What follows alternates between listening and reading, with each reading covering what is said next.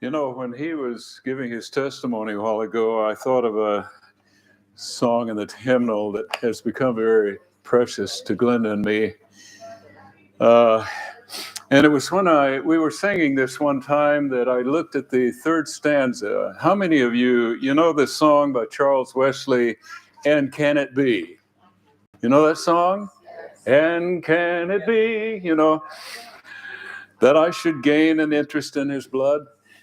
It's one of the most beautiful hymns I think ever written. But it's that third stanza. And Bob, I thought of this. Bob? What's his? What? No, but what's Northwest? Wayne, yeah, Wayne. I thought of you when I thought of this text. I mean this stanza, third stanza. Listen to this. Long my imprisoned spirit lay fast bound in sin and nature's night. Thine eye diffused a quickening ray. I woke, the dungeon flamed with light. My chains fell off, my heart was free. I rose, went forth, and followed thee. Isn't that beautiful? Long my imprisoned spirit lay fast bound in sin and nature's night. Man. But the dungeon flamed with light. Isn't that amazing? That's amazing. And many times we sort of live in a dungeon. Our bad habits. We have such a hard time getting rid of them. They just cling to us, like an old scab that refuses to heal. Well, this morning, we're going to talk again a little bit about gardening. If I can get this thing going, here we go. And it might be a good idea, folks, if you begin to prayerfully consider the idea of the importance and how important it is right now to grow your own food. Now, before I get into this, let's just bow our heads for a little word of prayer. Father in heaven, Lord, I don't feel really capable of, I'm not an expert. You're the great gardener. And Father, I commit my heart and mind completely to you. Just work through me this morning because, Lord, I have this burden, and I know you do too, to convince your people of the importance of the time we're living in, plus the fact that we really need to get ready. And Lord, part of that getting ready might be to be prepared for some of the emergencies that we're going to be facing as God's people. We're told, Lord, that we're going to be pariahs. We're going to be this in society, the untouchable, the ones that are unclean. And Father, we're going to have to be providing the best we can, and we know you're going to take care of us just as you did Elijah in the wilderness. But Lord, I pray this morning that we can somehow just seek your will when it comes to this gardening thing. I pray in Jesus' name, amen. Now, one of the primary reasons that it's a good idea to grow your own food is most people don't realize how different the nutrient value of homegrown food is compared to what you buy in the market. I mean, there are many factors that cause this. The average distance, I looked this up this morning, the average distance that pepper, that tomato, that carrot that you buy at Lowe's, or not Lowe's, certainly not, Ingles, okay, or Walmart, has traveled 1,500 miles, an average. Depending on where you live. Now, if you live in Ohio or Michigan or somewhere, it's probably 3,000 miles because they're being grown, in the fertile valley of California or down in the valley of Texas or maybe down in Homestead, Florida. And they get on a truck. First of all, they are harvested when they're still green. They're not at their optimum at all. In fact, the sugar content has not developed. And it's no concern of theirs because you know why? Because you've grown used to the taste. And you're not demanding good taste. You really aren't. You're demanding what it looks like. And when you walk in to buy fruit and to buy vegetables, it's what it looks like that really appeals to you. Unless you've really learned your lesson. And I don't think we ever do, because I still go in and look for the nicest looking, don't you? But please know this, that I wanted to find another statistic. I wanted to find if they had in any way determined by some means how much it deteriorates in food value. Food value. And I was shocked. It said it can be as much as 100%, meaning that when you eat it, you're eating nothing but cardboard. Now, someone and I this morning were talking about tomatoes, and we said, we don't buy tomatoes during the winter. You may as well, like I said, cardboard. Put cardboard between the two things of bread, and sprinkle a little bit of salt on it and maybe some tomato juice, and then eat that, and it probably would taste better. Tomatoes in the store can look beautiful, but folks, they pick them when they're green. The fact that they are hybridized for one purpose, and that is to have shelf life. Shelf life. Now, I want to tell you that some of the plants that you picked out yesterday, you're going to have to pick the tomato and you're going to have to eat it within 2 days, because those tomatoes get ripe and they're made to eat when you pick them right from the plant. Cherokee Purple is a good example of it. Cherokee Purple will not last long once you pick it. Now, some will. For instance, Kellogg's Breakfast. Have you ever heard of a tomato called Kellogg's Breakfast? Oh, it's a delicious tomato. It's a big yellow tomato. And it's just makes my mouth water to think about it. But an old family up in the hills of Carolina named Kellogg had this heirloom that they had all through the years, and it was famous in those hills. And somebody said, you need to give it a name. And they got to thinking, Kellogg's, well, that's breakfast food. Kellogg's Breakfast, that's our tomato. And it's become one of the most popular, heirlooms in America. I was looking for seed recently from Tomato Fest in California, where Gary Ibsen, a man who has collected about 800 different varieties of tomatoes, and he's just crazy about tomatoes.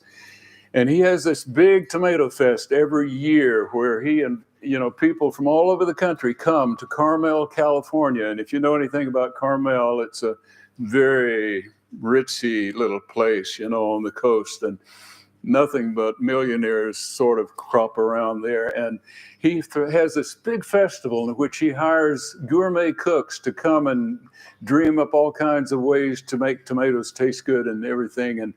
And he presents all of these heirlooms. And I was looking for seed, and I noticed that Gary Ibsen had said, my 10 favorite heirloom tomatoes. So I ordered those seed, and you got some of them. And they had all these strange names. You'll find that heirlooms, don't buy them by the name. Like Grandfather Ashlock. Who in the coon would ever buy that, And there was one that's called, Mortgage lifter. Yeah, Mortgage Lifter. You ever heard of that one? Isn't that an interesting one? This man who in Kentucky, he lived out in the country, and he was famous all around the county for his tomatoes. And he started selling them for $1. This was back in the Depression, back in the 30s. And $1 then would be at least $10 today. Would you pay $10 for a tomato plant? People from all over would come and buy that tomato plant. And he named his tomato plant Mortgage Lifter because he paid off his house with his tomatoes. So You don't know what you're getting into when you get into these tomatoes. But anyway, what I wanted to tell you folks is that you need to begin to pray about this business of growing your own food. And you have no excuse, because we're living in a day when they have devised ways where you can grow things anywhere. You can buy these big black bags and put them on your patio and grow things in those. You can get them from Amazon. My son and his wife they were renting when they moved to Fletcher recently, and they didn't have a garden there. And so they bought these big black bags, and I brought them some tomato plants, and they grew 10-foot tall tomatoes in those black bags on their back porch. And so there's no excuse. And you can, especially when you have these grow boxes, you can just have a grow box. And if you happen to be short and you can't reach over 4 feet, make them 3 feet square. Make them according to your, to accommodate and to be convenient for you. So keep in mind that when you grow food, it's sometimes 100% more nutritious. And folks, being the people of God, we ought to be particular about our health. Amen. I don't know if you have noticed that when you read the Spirit of Prophecy, God apparently puts great value on health. Why wouldn't he? Wouldn't any parent be concerned about the health of his child? Why wouldn't we be concerned? And I would suggest that we need to get ourselves in physical shape so that we can be ready for the days ahead. And when you eat right, and when you have the right food and this nutritious food, where we have to have a green drink every morning. And the green drink has blackberries. Now, I need to mention this. Do you know the most nutritious berry is blackberry? Probably because it's black. You will find that color is seemingly important when it comes to the nutritional value of a food. Black, purple things, blueberries, all the berries are extremely healthy, valuable. And when you combine those with the punch of those greens like kale and Swiss chard and collards and any of the greens, and put a little bit of pineapple in there to make it tasty, so that you can drink it and you think it's good. You forget that it's greens, and it really tastes good. But you get used to doing this type of thing when you really start getting healthy and you're feeling vibrant and alive. So I wanted to just hit that once again, because I really, really think that it's so important that we take this seriously. That when you go home, you begin to think in terms of, what can I do now to start growing things? Now, this morning, I want to do something. I want to just go through some seed catalogs and discuss this for a few moments. Anybody here have favorite seed companies? Anybody? What's your favorite, honey? Baker's Creek Rose. Baker Creek. All right. How many are acquainted with Baker Creek? Oh yeah. Now that's really a funny place. I mean, I use the word funny because they are a circus. I mean, that place, this young guy would go to his grandmother's place, and he loved his grandmother's cooking and his grandmother's seed. She always grew, heirlooms. And so he took to it, and he began to save the seed, and pretty soon he was selling seed around the neighborhood. And he was like 14 years old. And by the time he was 18 years old, he had started his own seed company. And his name is Getty or something like that. And Had her hand up. Where? She had her hand up about her favorite catalog. Oh, where? I can't even see here. Oh, I raised my hand, but it's the Baker's Creek as well. Baker Creek, okay. And I don't know if you knew, but I think he's a Seventh-day Adventist. They were homeschooled. Is that right? Yeah. Yeah. He's Seventh-day Adventist, and they have, they do all kinds of crazy things there. And I have a book that was given to me by one of their representatives. Look at this. That's one of their catalogs. Wow.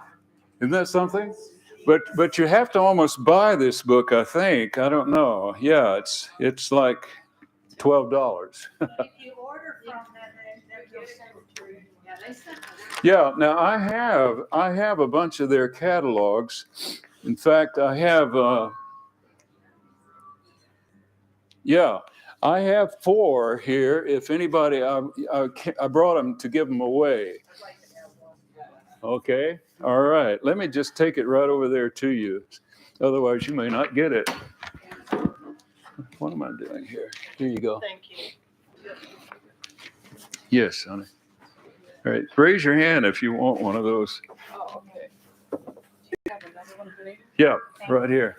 Thank All you right. so much. You're sure welcome. Here's another one. Anybody want one? Okay. Now, what's really fascinating about Baker Creek is that this guy likes to go all over the world to find the best things he can find that are very indigenous. In other words, he likes to go especially to the Southeast Asia, because he finds that they, back in those villages, back up in the hills and so forth, they're growing things that are different than anything you've ever seen. The peppers are different, the tomatoes are different, and all of the various things are different. And when you look through this catalog, I'll leave it out here so you can look at it on the table over here, you'll see all kinds of funny looking things. I mean, they're strange looking, some of them. There's a sunflower in here that has a sunflower seed that big. Wow. And I have the seed at home, so I'm going to grow it this year. I like sunflower seeds. And they have all kinds of things in here. Now, look at that. That's a funny edible, isn't it? And it's sort of like an artichoke, only a little different. And they have beans in here, for instance, that are like 3 feet long. And they have, see, that's some broccoli, has flowers on it. Everything under the sun. Look at this.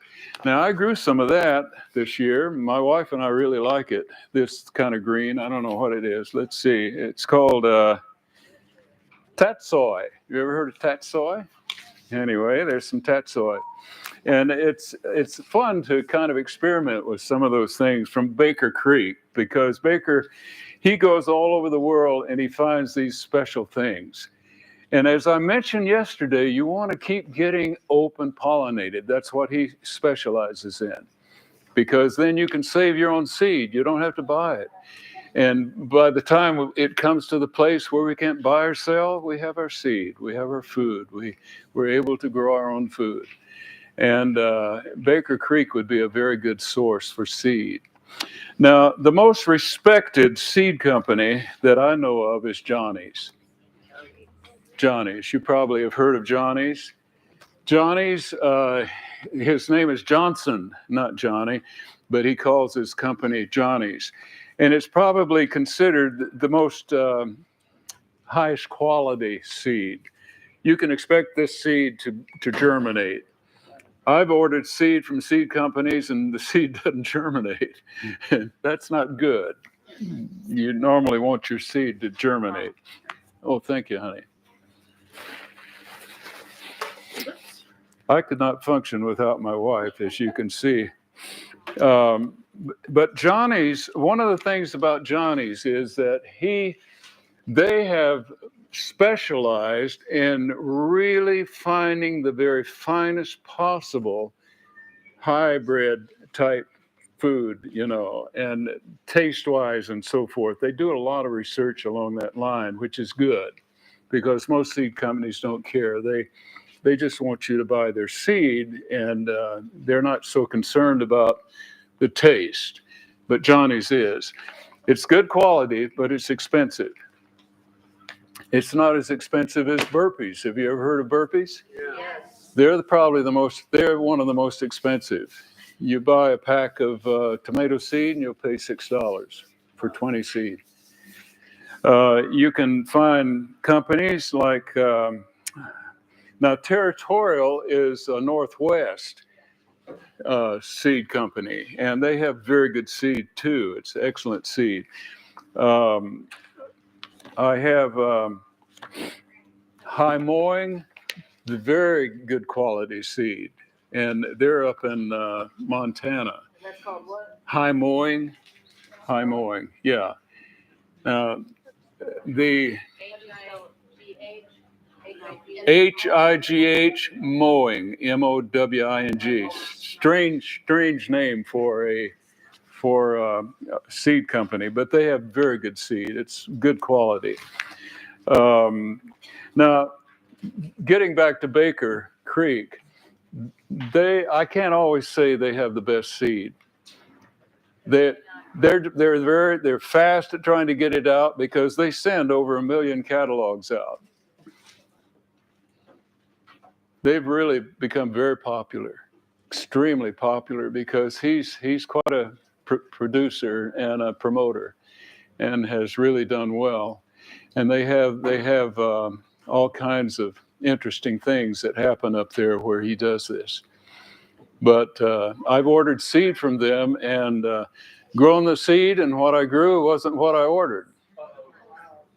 You know, I can tell, because you remember I said that tomatoes have potato leaves and tomato leaves? Well, I ordered a seed that I knew was potato leaf. It was Japanese truffle.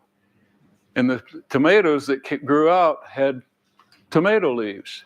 So I knew they weren't Japanese truffle. Interesting, isn't it?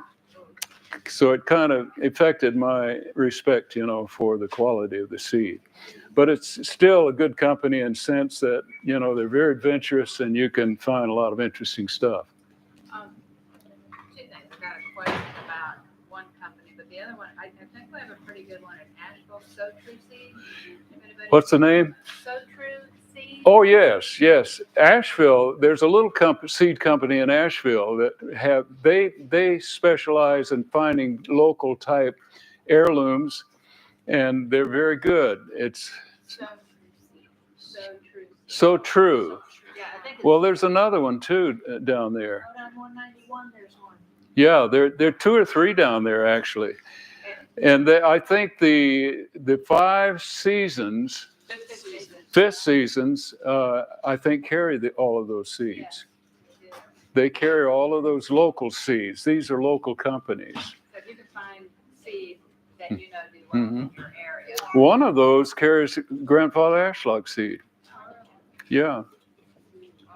Southern Exposure. Oh, Southern Exposure. Yeah, it's not local. It's down in South Carolina, I think. I have a question about the Jordan seed because Jordan? Okay, I want to mention that because Seed. if, They seem to be a great place to order things in bulk. yes, you sure do. I thought I had that here, but apparently I don't. Okay, Jordan seed, if you want to jot it down, if you want to get seed in bulk. J or G? J. Jordan seed. It's in Minnesota. Just put Jordan seed and you can locate it. You get seed in bulk that way. Like if you want to do, you either want to do microgreens, or you want to do sprouts. You can get a pound of kale seed for, what is it, $6, $7 a pound. everything's going up, but relatively speaking, much More reasonably than anywhere else. Yeah, Oh, I'm sorry. but all of these are inflating right now. Everything is. And it's amazing how much higher. I don't know if you tried to buy any Bonnie's plants this year. Yeah, They're twice as high as they were 2 years ago. They're $5 a plant. The other seed company that's over on Highway 191 is called Eden Brothers. Yes, that's right. Eden Brothers. I'm acquainted with that. But does anybody have any suggestions for seed companies? Yes. Well, the company that I got fired from, well, not fired, but my job was eliminated, is Park Seed Company out of Oh, Greenwood. Park, yes. And they have a nice variety of heirloom and organic seeds, as well as hybrids. Not as much variety as the Baker Creek, but they do have a pretty thick seed catalog. For years, I've had very high respects for Park Company. They have a beautiful catalog, and you lived down there, didn't you, Bob? Park Seed they have excellent seed. They really do. And Burpee has good seed. They're a little expensive, but they're all expensive now. So there are a few seed companies that really are quite low, like George, the cheapest, but you get in bulk. You buy things like in pounds. I get my beet seed from them. I get my kale seed from them. I grow a lot of greens. Yes. Carl, I wanted to mention just a little information here. I did financial reports for the company, so I was well aware of Yeah. the ups and downs Uh-huh. of the business. Sure. 2020, when the world found out about COVID Yeah. and all the lockdowns and things, our demand for seed tripled that spring. We were Yeah. having, and seed companies were having a lot of problems with supply chain issues and getting their bulk seeds, to repackage for the consumer. Yeah. So a lot of people are waking up to the importance of having your own garden and not being dependent on the grocery store to get your food. Oh, yes, absolutely. I mean, people are really waking up. Glenda and I went to Walmart yesterday, and just even in the drug department, the health, what do you call it? Pharmacy department, where we were trying to find some vitamin things, they don't, the shelves are empty. They don't have, especially the cheaper version, they have the expensive one, but they don't have any of their own variety. Yes. I was listening. I guess you would call him a food economist. Mm-hmm. And it had something to do with the railroads, where they're actually bumping grain cars off, and they're putting cattle cars, pig cars, chicken, everything first.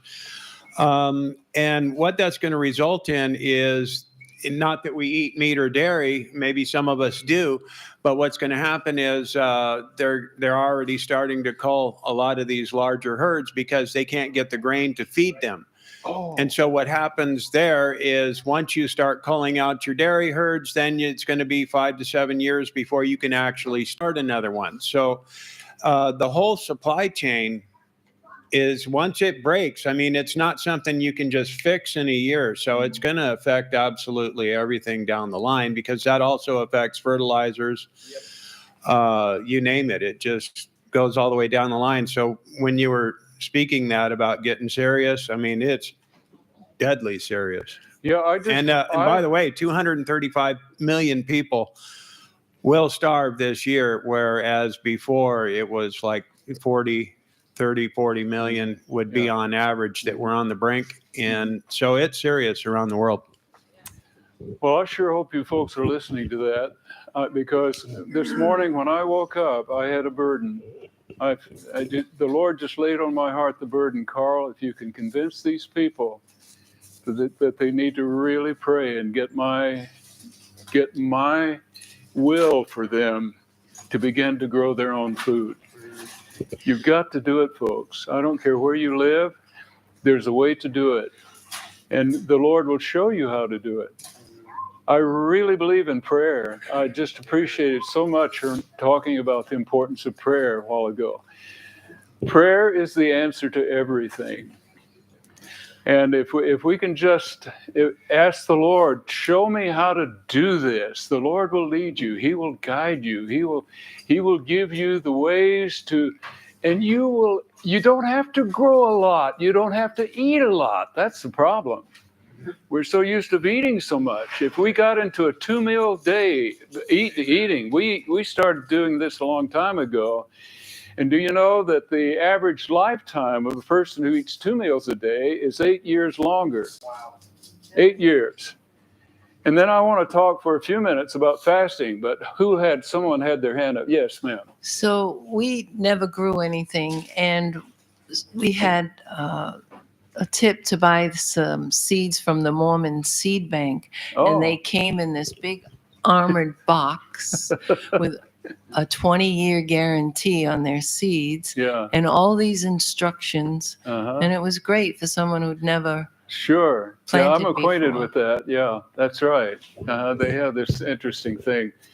Just a real quick one as an encouragement. When my wife and I first got married, we were both city dwellers, one from Southern California and her in Florida. But we prayed and we got our first house together. And that garden, I've never seen one pump out as much. But each year we started learning new things with new bugs or new problems. But he blessed us greatly out of mercy, and he'll do that. Yes. Yeah. Let me repeat now. Bugs. I'm glad you mentioned that. Did you hear me say yesterday about remake cloth? The sheen type cloth you can just lay over your things. When I start having bug problems, I just lay that over my How do you spell that? Remay is REMAY. But what you do is that there are all kinds of products now. That was the original one that, that was the brand name. But now they have runoffs of those, and they're a lot cheaper. But you can get it at the 5 Farm thing. Fifth season. But it's insect barrier. Insect barrier. There you go. Insect barrier. You can just lay it over your plants. And it's very easy. I mean, it may look hard, but it's not. It's not hard. But you need your wife to go out there and help you do it. Just lay it on it. And then all you have to do the next day when you pick, just pull it a little bit, and pick, and then pull it back over. It's very, very light. You might have to lay a pipe or a brick or something on the sides because the wind can blow it. Okay? But folks, we have no excuse to not do these things anymore. I mean, when I was a kid, we didn't have all that stuff. We didn't have tillers. We didn't have any of those things when I was a kid back in the Civil War days when we were. Back around with dirt. Yeah, we didn't even have dirt. We had clay. Virginia was red clay. I didn't think it produce. Oh, man. Well, you ought to be in East Tennessee. You have clay, and you take a big old mattock and come down, and you go in 1/4 of an inch. Yeah. I dug holes for my wife's plants this last week. We did. She dug too. And there were rocks and stones in there. Somebody just, man. And so I'd take that thing and wham, like that. And then we'd go down there and pick up about 10 rocks, and put it on there.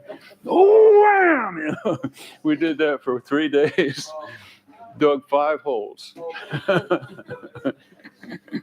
That's why I'm, So, somebody else had their hand. Yes. I just wanted to pronounce your question. You asked if anybody had any good ideas on seed company. Yes. That's what you asked a while ago. I sure did. Well, I'd like to make a comment in that respect in the form of a challenge. Okay. And I think that we should be our own seed company. Yes. And I would like to challenge us to get involved in the Underground Railway because we need to trade seeds with each other. Yes. And do that. And the reason why I say that is because this is cardio vital for what's coming up. Yes. You can't buy or sell. No. And but another problem too is on the way, and it's already started, and it's being magnified right now, and that is Monsanto is buying up seed companies right and left. Yes. Glad And you mentioned that. They are keeping the same name that was there, And Yes. then they're starting to mess with the seeds. That's And right. so if we have I'm our own glad seed you're company, telling them that. if we have our own seed company, we can go around them. And when we can't do things like we're doing now, then we can go underground. And that's going to happen with the literature distribution and everything else as well. But the reason why I say it's so important is because if you order seeds and you think you're getting something that's, Well, heirloom, Monsanto, and it's not, you're correct. They're buying them, but you don't know it right, they're because keeping the same names yeah. and everything. they may already own some of these. I don't know. Yeah. They Well, see, may. the big thing is whenever you use their seeds, or if their seeds blow off the truck into your field, then they can come and demand, and they've already Sue you. won in court for this. Yeah. And so if they contaminate the seeds where they can prove that it's Monsanto ready, then they can come to you and say, that's ours. The whole move economically right now is to make the super rich richer and the middle class poorer. Then we become very subservient to them, and they can now demand the reset. The reset is in order right now. Now listen, why don't you guys do this? And next year, Bob, organize it and get it out there. Bring your seed next year, and you guys, you trade. You just get up here, and or have an auction, or no, don't just sweet swap. Yeah, a sweet swap. Yeah. By the way, some local libraries actually have seed swaps. Is that right? Yeah. Seeds and you can But you guys can do this. trade. You really can, and you can develop this thing. And you really need to study this. You need to study this. Listen, there's no excuse to not learn almost every facet of good gardening now, because everybody and his brother thinks he's an expert on gardening. And all you have to do is get on YouTube, and you will find people that are trumpeting their theory, their idea, and then just study it. But do it with prayer. Do it with prayer and let the Lord lead you. Yes, you. Yes, ma'am. The Jordan Seed Company, do they sell the heirlooms and the organic in bulk? They do have some heirlooms, yes, and the tomatoes especially. They had they'll have Cherokee Purple and things like that. Okay, and I was thinking more of in bulk for sprouting. Do they have organic seeds there, organic for sprouting? And which is, yeah, but I know, but he said tomatoes, he thinks, but I'm wanting to know what is the best seed for sprouting, and would Jordan Company have organic or heirloom sprouting? Well, see, most of the greens aren't hybrid. I mean, you have a lot of the kale, they're not hybrid. Okay. And you can get kale. I don't know what it is, the latest. I thought I had one of those catalogs with me. I think it's still in my room. I wasn't sure that anybody would be interested in that. Yeah, you can go online. Jordan Seed Company, they're in Minnesota. And far as I know, it's the cheapest place to buy seed in bulk. And that's really what you might ought to do next year is get your heads together and decide what you want and buy that, and then disperse smaller quantities, to everybody. Because and what is the life traditionally of a seed once you buy it? What is what? The shelf life of a seed. How long will? All the different seeds have different shelf lives, and I was going to give you a handout for that. For instance, the least life that I know of is onions, and onion type plants only have a year. But that's a set, right? Onions are the onion sets that you buy. Well, I'm talking about onion seed. Okay. Onion seed only has a year life.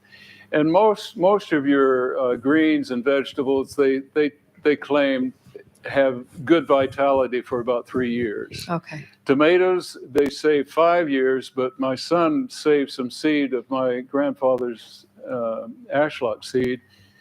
We have the grandfather ashlock seed around the world today because of him. You and I don't have any, apparently. You and I don't have any. We're going to have to order some.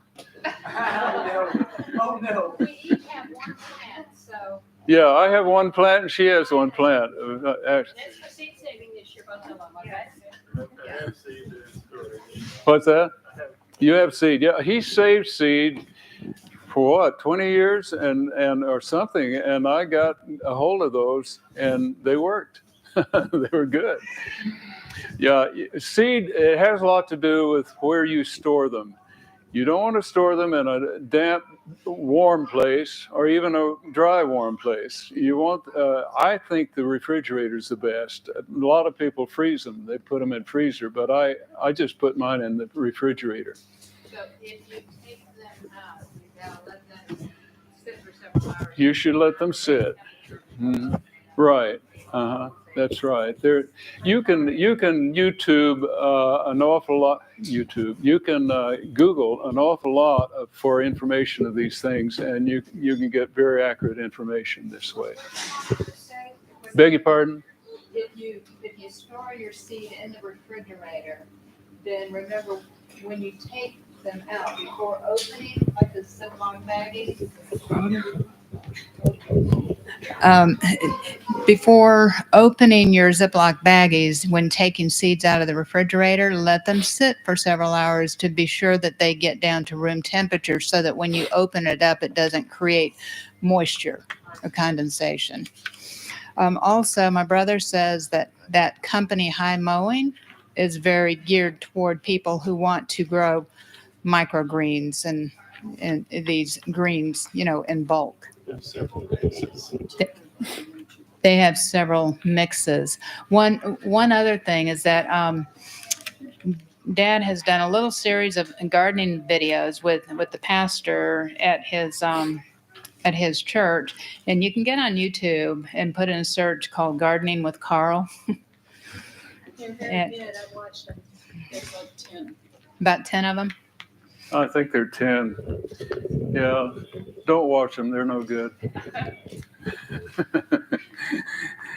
Now, I have two or three catalogs that are very good for certain things. I don't know how many of you like southern peas, like Crowder peas and black-eyed peas and beg your pardon? They're good. Yeah, I love Crowder peas. I like the Purple Hull, Purple Hull, and I like the Texas Cream and so forth. Well, a good catalog for that is called Willhite. Willhite, Willhite,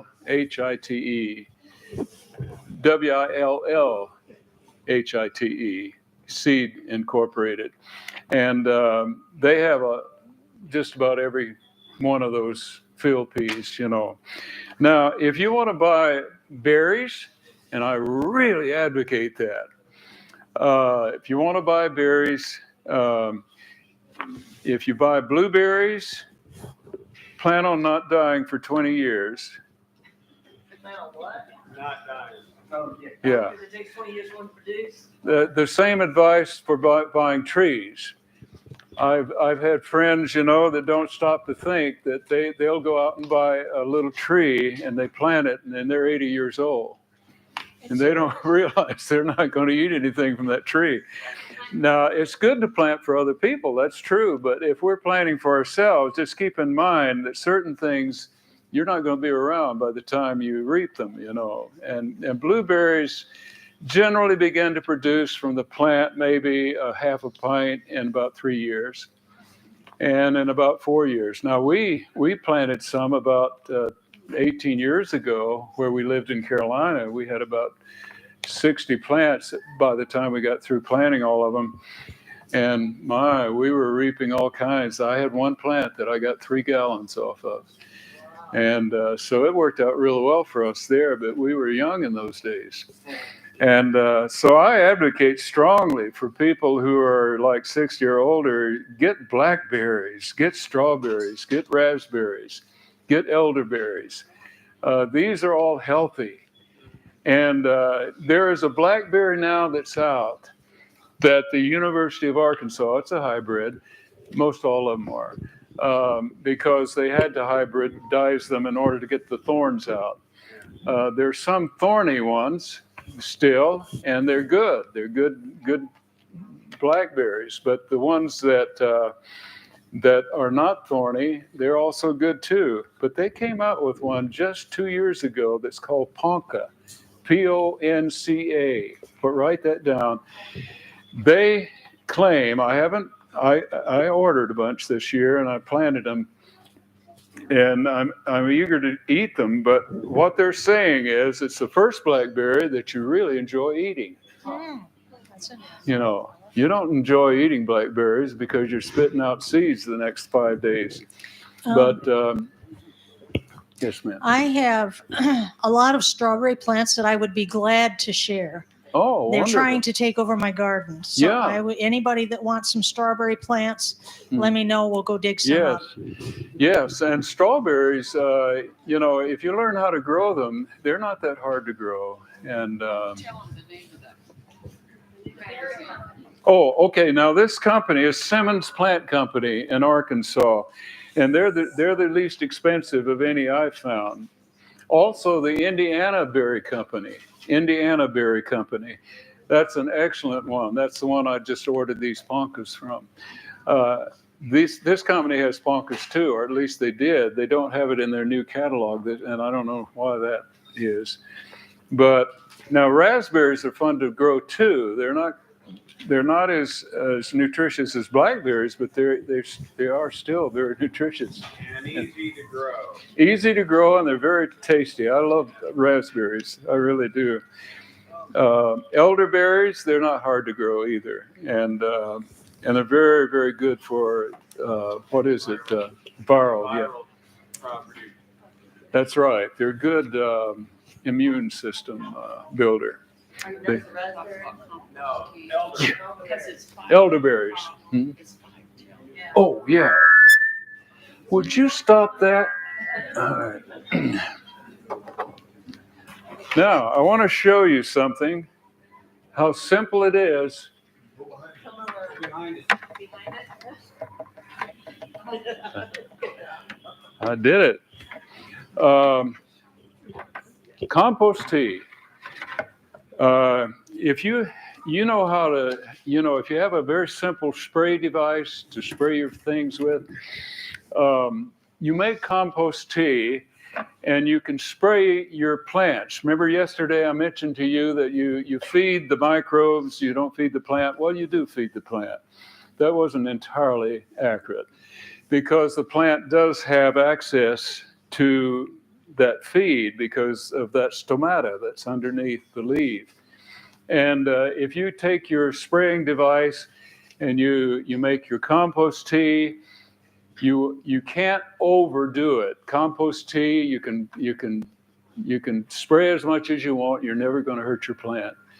And you do that about every 3 days or 4 days or at least once a week. And compost tea takes 24 hours to make. You don't want to do it much beyond that because it begins then to reduce and they die. Yes, I will. I'll tell you how to make it. You want to buy a decent aerator. This one, I forget how much it costs, but it's a really good one. I've had people that I've taught how to do this that have used a very simple, very small aerator that you normally would use with fish, tropical fish. But then you have a line from that down into this. Now I want to show you. See, don't tell me I'm not an engineer or mechanical. No, isn't that neat? I mean, yeah, no, that's as neat as I can get it. I took this PVC and I made this device. I took my drill, and you can't imagine how proud I am to show this to you. And I drilled all these holes in here, and I put this thing down there, and boy, when I turn that thing on, this just goes. So you don't want it much above about 4 inches here because it'll splash out a little bit. But now, what do? Well, you can use an old lady's stocking, not an old lady's stocking, an old stocking from a lady. That works all right. You take that and you can put, for instance, let me show you. you can use compost. You can use compost. That's one of the best. But one of the best is worm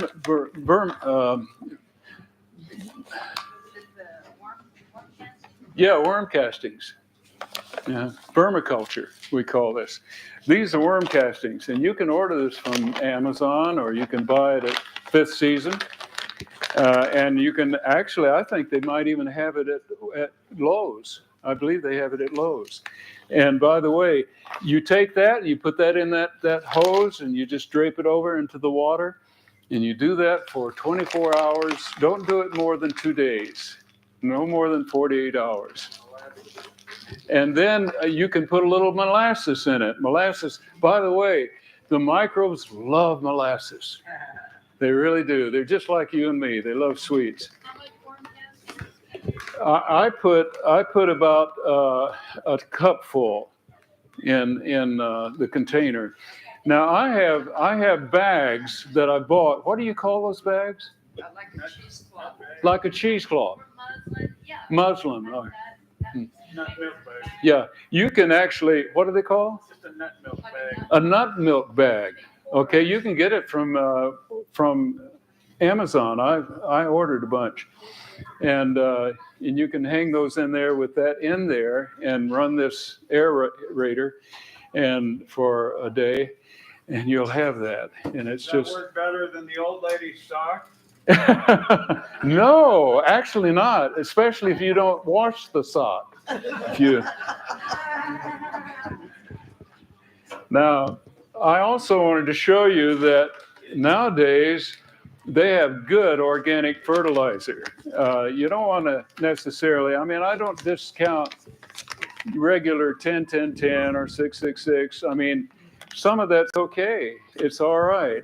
But it's not complete. That's the only problem. It's not complete. It accentuates 3 things, and you want the whole spectrum. And there's a company, this particular company, Espoma. They have several products that are just exceptionally good. And when I transplant a tomato plant, beg your pardon? Espoma is Espoma. Lowe's has it. Lowe's has most all of these. And you have different ones. Now, I want to advise you, look at the number. They'll tell you what the specific nitrogen, phosphate, potassium is. Those are those 3 numbers, you know. The first number is nitrogen, the second number is phosphate, and then the third one is potassium. Each one of those numbers, if you do a Google of each one, you'll learn what they really represent. You'll also learn what they do to enhance the plant, what part of the plant it enhances, and what is best for a plant early in its stage, and what's best later if it happens to be a fruit-producing plant. A fruit-producing plant always has a flower, doesn't it? So you're thinking of flowers. And it works the same with flowers, like if you're trying to grow flowers in your flower bed, or you're trying to grow tomatoes, because tomatoes are produced from a flower. And what you want for flowers is the second number and a little bit of the third number. At the beginning stage of a tomato plant, you want the first number, the nitrogen. Nitrogen creates growth. Nitrogen creates green. And if a plant is turning yellow, it's probably needing some nitrogen. Okay, kind of getting the general idea there. All right. And so I got this one here. This one here is called Expert Gardener Organics, because I liked what I saw here. It said 3, 5, 6. Now I like that. The 3 is nitrogen 3, the phosphate is 5, and the potassium is 6. Now the reason I like potassium being quite a bit is potassium builds good strong stems and good roots. And that's what I'm concerned about when I first plant my plant. I take my tomato plant and I dig a hole actually almost 1.5 feet deep. Most people don't do that. And that's not, you don't have to do that. I'm just fanatical. And I like to dig it that deep. And then I put in the bottom of the hole compost about that deep. And if you can't make compost, some of the best bought compost might be Black Cow. That's pretty good stuff.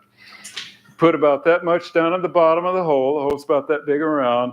And then I take a kind of a small handful of this right here, and I just sprinkle it on the bottom. And then I take another little handful of the compost and sprinkle it on top of that, because I don't want those roots to immediately come in contact with that stuff. It might burn them. And then what I want to do with the tomato plant is take every stem off except the very top, about that much, depending on how big the plant is. But you want those top 4 or 5 leaves that are coming out in order to supply energy for the plant to continue to grow.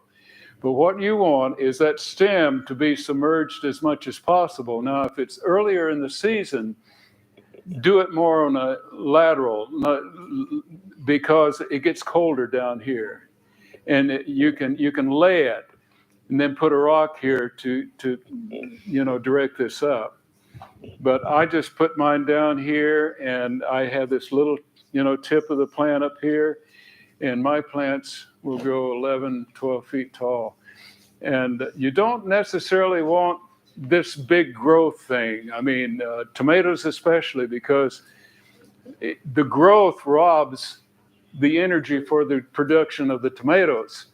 And what you want, when your plant is beginning to grow and beginning to flower, then you want more of you want more this second number here.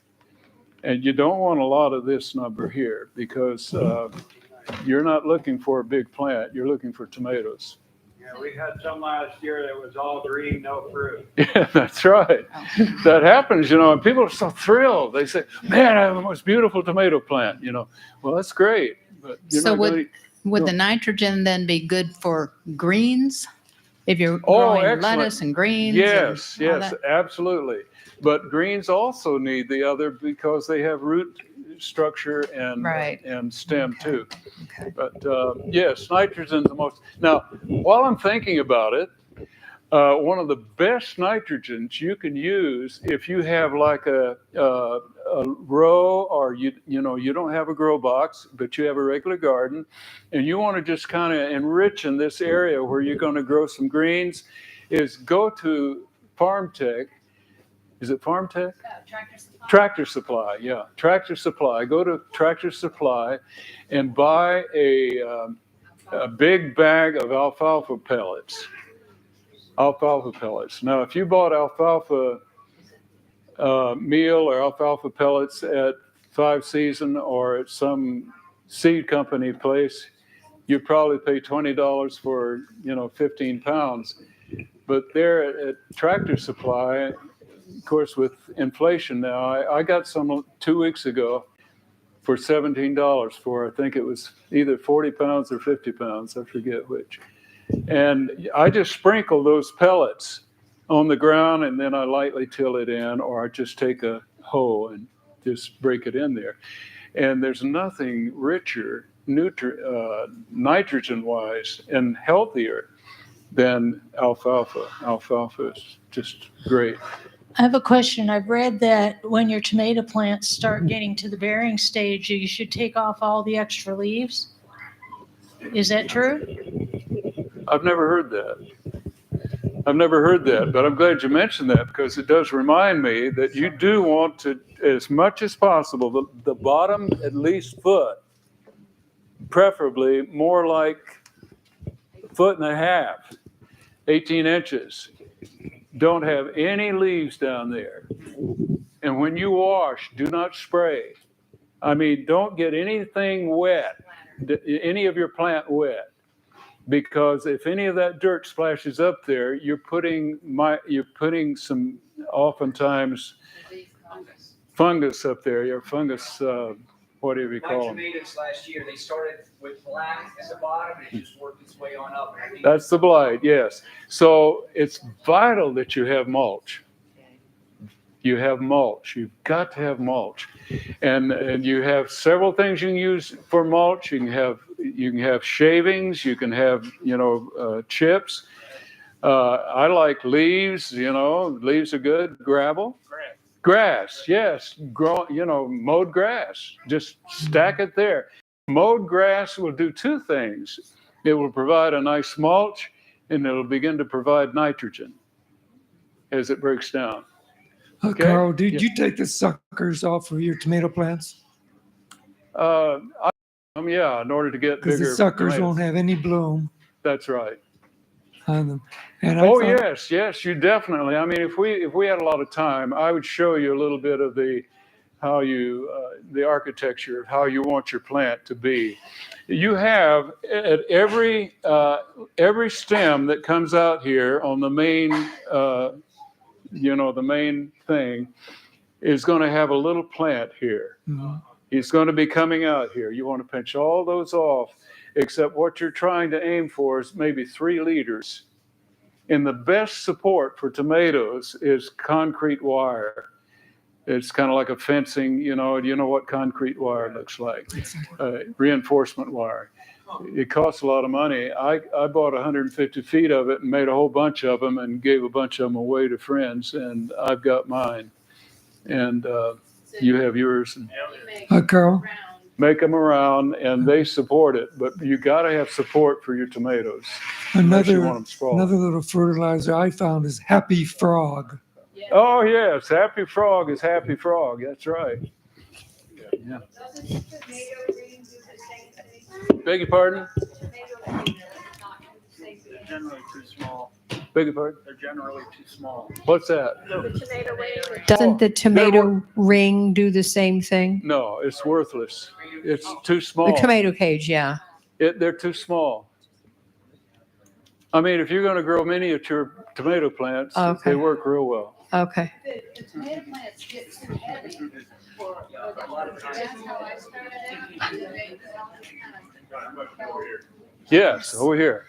I can't even see. Yes, I'm right here. I've got a bunch of questions. But one, will you do a demonstration with your compost tea aerator contraption thing you made? Yes, uh-huh. Will you fill it up with water maybe sometimes we could see how that works with the machine that you've got there? Yes. You want me to fill it with water and do this? Is that what you're saying? I'd like to see how it works. Yes. Oh, Because I've tried doing compost tea before, and I've heard about using like an aerator that you use from a like a fish tank or something, but I never have, and oftentimes it would smell bad, and I think the air is important, so I'd like to see how that works. But my next question was, do you put anything else in your compost tea besides Yeah. the worm castings, or That's what a- other good ingredients? that is an excellent question. What happened to that bucket? Bob took it, Oh. fill it with water, Oh. demonstrate after the meeting. Demonstrate. After the meeting, yeah, because Bob's getting nervous, right? Okay. All right. What was that now? I'm sorry. What else do you put in your compost tea besides good, castings? good. Molasses. Carl, if Molasses. since the time is up, Bonnie said, have them come up here that want to know. But he can talk, I mean, we're not in a hurry, we don't have anything following this. And how about humic acid? Am I all right? Time? Okay. We're fine. Relax. How much molasses for a 5 gallon or for Okay. 4 gallons, because you're gonna want to. Yeah, Yeah, I normally put a couple of tablespoons in. Okay. They love that molasses, anything like that. You can also add stuff like, a little bit of mineralized powder like azomite. Have you ever heard of azomite? I don't think so. Everybody? Okay, azomite is you want to mineralize your soil. And azomite has all of the minerals. It was taken out of a dry lake in Utah. And they find this really excellent. I apply it to all of my grow boxes at the beginning of every season, and I lightly till it in. And it's a real light powder, and so you have to kind of get down close, otherwise, the wind will blow it. Okay, I've got 2 more here. Okay. Oh, Almost yes, done. yes. I see my mind is drawing a blank. Oh, what are your thoughts on using like animal products for fertilizers like bone meal, blood meal, and stuff like that? Because I find it's really hard to get the NPK ratios from just Mhm. plant-based sources. So what do you use or recommend? I shy away from those. I just do. And now, dry manure, sometimes I would use that. My wife doesn't like for me to, so I don't normally. But no, I don't use any of the blood meal or the bone meal. So you just use the compost tea and that gets it just fine? Yes, compost tea or. Is it in the espoma? Any of it? The espoma is a very complete type of fertilizer, and I think you'll find that very balanced. Espoma, and what was the Happy Frog? Mm-hmm. That's an excellent one, but it's a little more expensive. Okay. Espoma And might have their some package, I think you're bone paying meal. partly for their package because it's beautiful. You'll want to frame it when you get it. Okay, and the last thing I wanted to share, we were talking about resources. There's a place actually here in North Carolina called Garden Tea Company, and they have lots of I think everything is organic fertilizers and lots of stuff for compost tea. Garden tea. Yes, and it's 45 minutes from here, but when we were in Georgia, I had stuff shipped to me, and I'd heard about it, even before coming here. So they ship really quickly and they have really quality products. Oh, excellent. All right. Jot it down. Garden Tea Company. Garden Tea Company. Tea as in drinking Yeah. the tea? As in T-E-A? Yeah. Okay, all Now, right. Dad, Uh-huh. in answer to her original question, what else do you add to the compost tea? I know a lot of times you'll go out, like if you have a little area that has trees and so forth, with leaf and humic buildup, Yeah. you scrape off the upper Yes. layer and then take about Ellen it. White used to do that. What she advised when they were talking about, they didn't know anything about compost until a little later when her grandsons were beginning to experiment with it. But she said, go out in the woods, pull back the leaves and scrape that top portion there where it's kind of disintegrated right there at that point. And you'll find really, it's just full of life, that portion. And that would be the equivalent of. It's the humic acid. Mhm. It's the humic. Yes, that's right.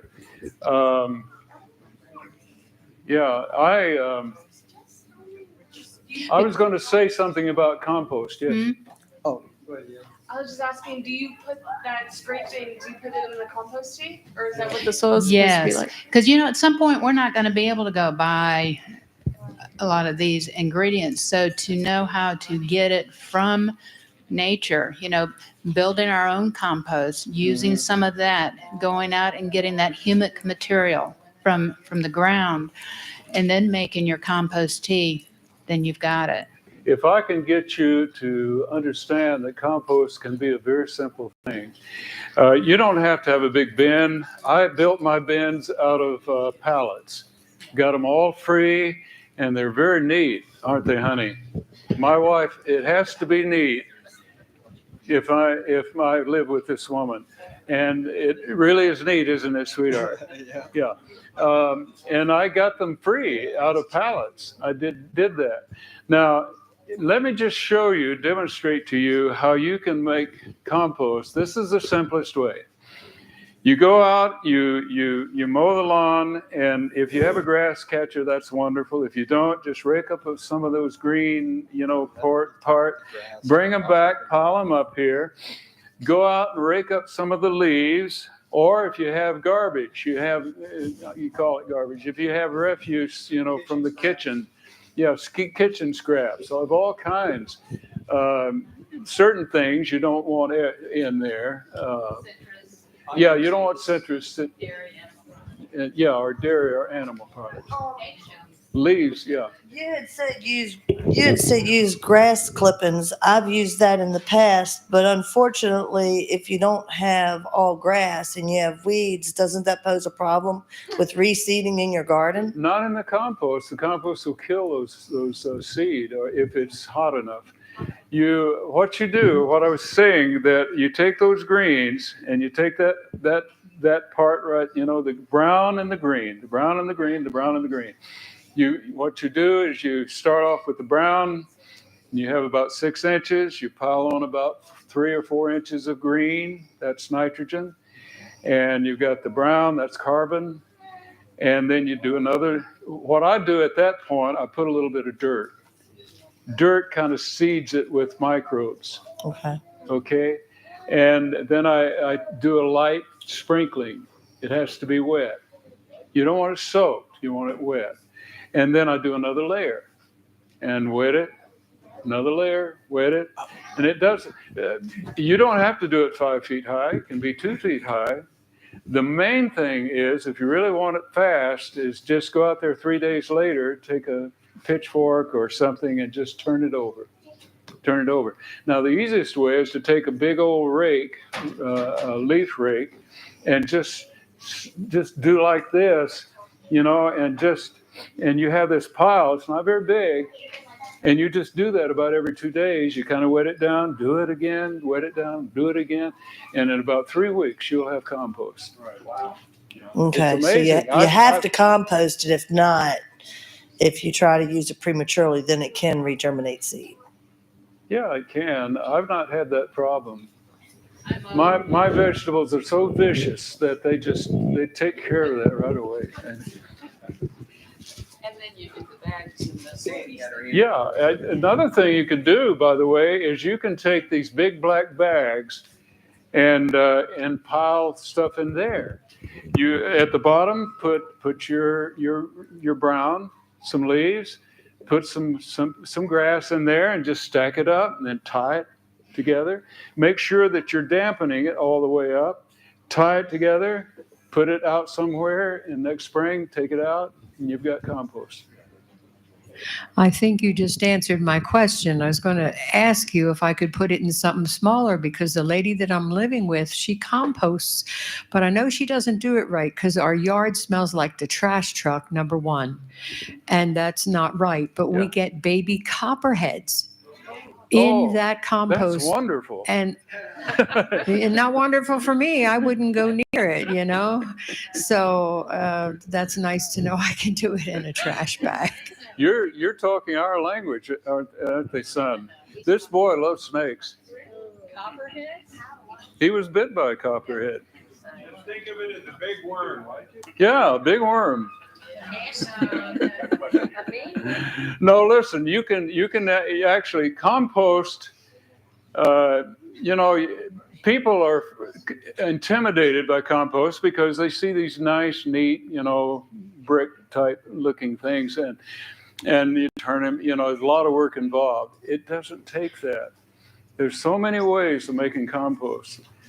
I've done it many ways. In fact, right now I'm doing it. I've got 4 compost bins stacked at home, and in my hoop house, which is open, I've every one of my grow boxes has about this high of stacked leaves and grass, and it's just rotting away, you know, and I've got to move a lot of that in order to grow my stuff now, you know, but it's all going to be used, you know, it's all going to be rich stuff and helpful. And yes. I just wanted to mention that while Michael was away on vacation, we mowed his grass and took care of his house for him. And every time I mowed, I would put the clippings, because I had a bagger, on his garden, very small garden, not very big anyway. It's like 50 feet by 30 feet, something like that. Anyway, and so last year we decided we wanted to plant that. And so we, you know, we're not there all the time. So we said we'll plant something that we can, you know, live with. So we planted butternut squash. Yeah. And now we have been tilling this grass in, you know, every time. And that puts lots of nitrogen and lots of things in the soil. Oh, yeah. And so anyway, so the squash got over 4 feet tall. Uh-huh. And some of the runners went 60 feet out in the yard. and so we got like 200 or 300 squash from these plants. Oh. And that's all we did for the last 3 or 4 years was just till in just till in. I And- know. And so, and then we decided, well, this last year, we're going to plant this. And the year before that, the neighbor lady wanted to plant it, and she planted it. She had a real good yield too. And so, Yeah. but we didn't let her do it this year because she wouldn't keep the weeds out of it, and it looked terrible.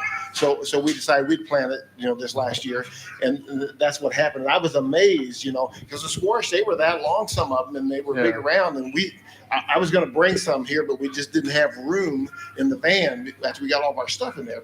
But we gave it away. You had to bring your wife. And there was a camp meeting there. We gave a bunch of them there, and we gave them to friends, and we still have probably 50 or 60 of them. And so I was going to try to bring some, but we just didn't have room. But I'm saying that the grass clippings really does help. Yeah, once you begin to get the hang of this, you're going to be excited, and it's a lot of fun because when you realize that you probably have everything you need.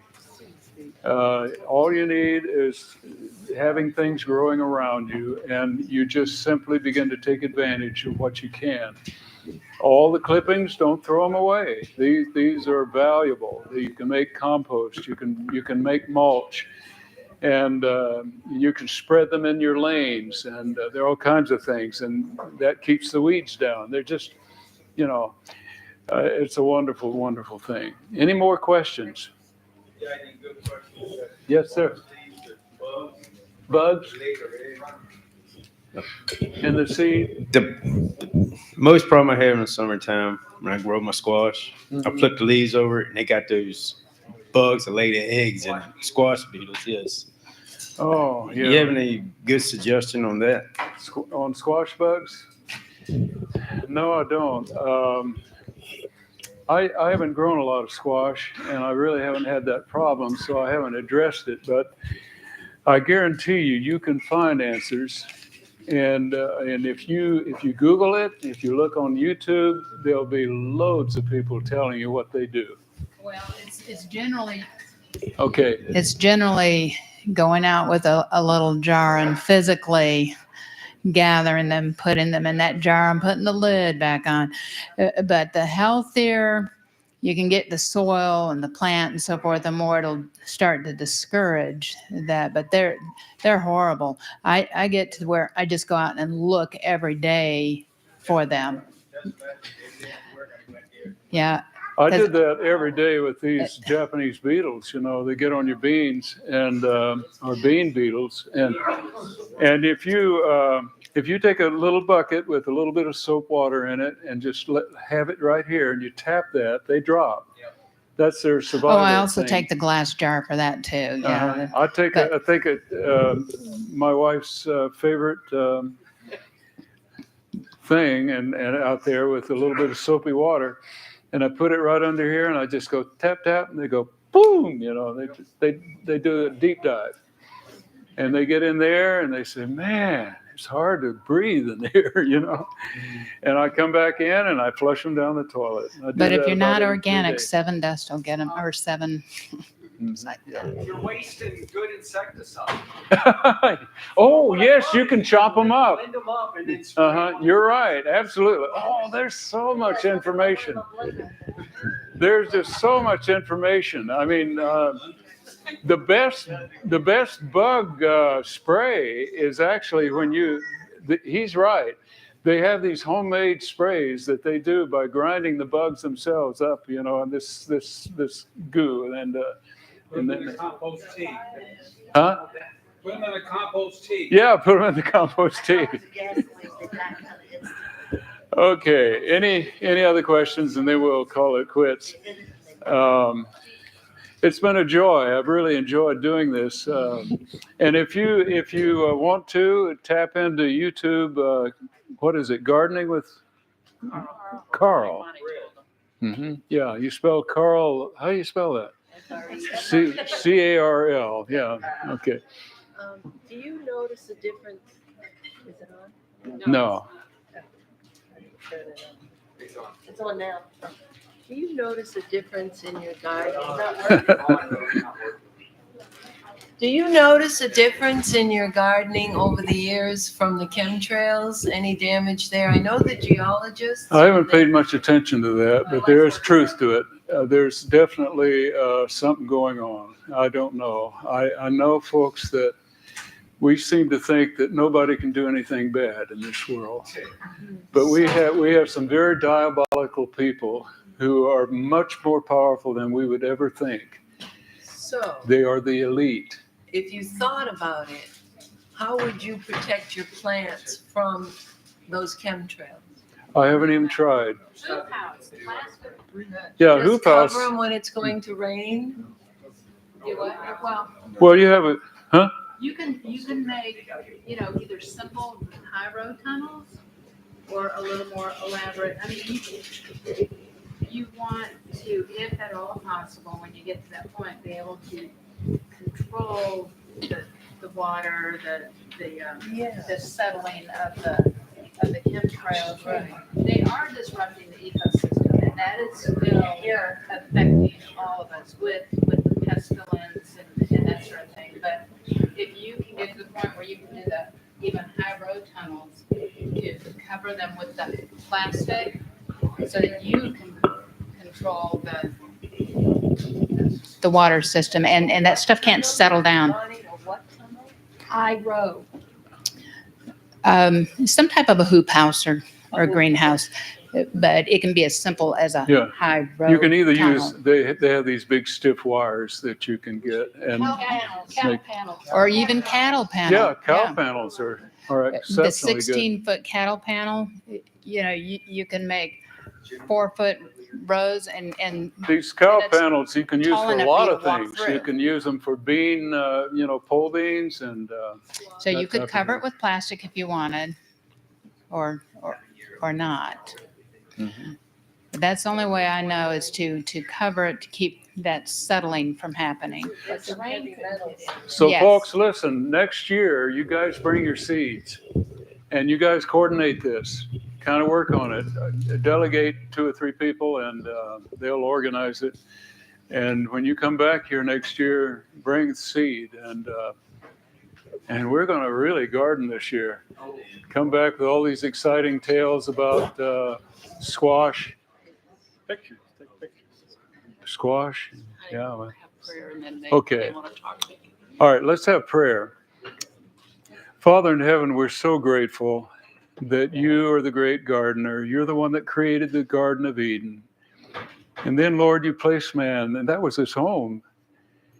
And Lord, we want to spend more time in the garden because we know that it's the place you love to be. You love, Lord, to grow things. You love to make things beautiful. You love to make things tasteful and healthy and nutritious.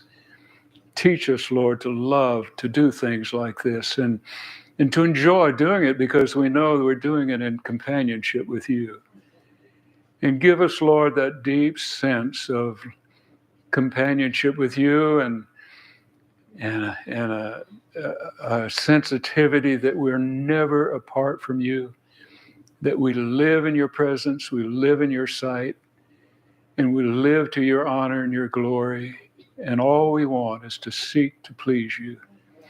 Thank you, Lord, in Jesus' name. Amen. Amen. All right, if you have any extra questions, by the way, We're ready for a demonstration up there.